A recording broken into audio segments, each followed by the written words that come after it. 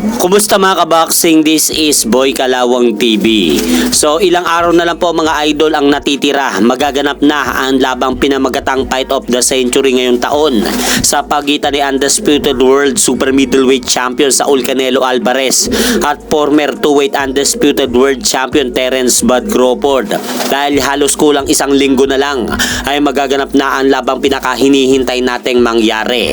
At inilabas na rin ang betting odds ng dalawa.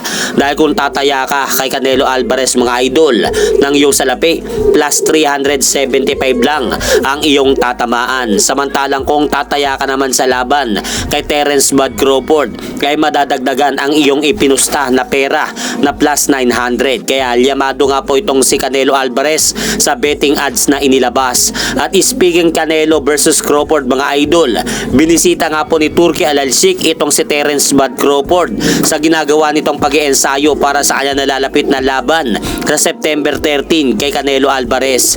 At sa video na yan nakuha ng Ring Magazine mga idol, makikita natin na kinukumusta ni Turki Al-Alshik itong si Terence Crawford sa ginagawa nitong pag-iensayo. At sinabi pa nga dyan ni Terence Crawford na kanda na lahat sa magaganap na highly anticipated showdown nila ni Canelo Alvarez sa darating na September 13 sa Allegiant Stadium, Las Vegas, Nevada. At panoorin po natin mga idol ang kuha na video na yan ng Ring Magazine.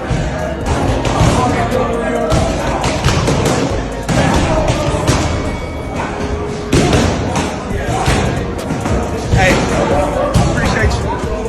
Everything that you done for me. You and Riyadh City. You must The job ain't done yet. Yeah. Job ain't done yet. Yeah. But Saturday deliver the job. But listen, I appreciate the opportunity.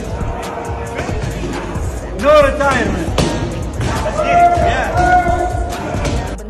At sa ibang balita naman, kahapon, naganap ang official weigh-in ng ating pambato na si former two-time world title challenger Gio Santissima sa bansang Japan kontra sa makakalaban nito mamaya na si Japanese boxer Narumi Yukawa na may kartadang 8 wins, 3 losses with 7 knockout.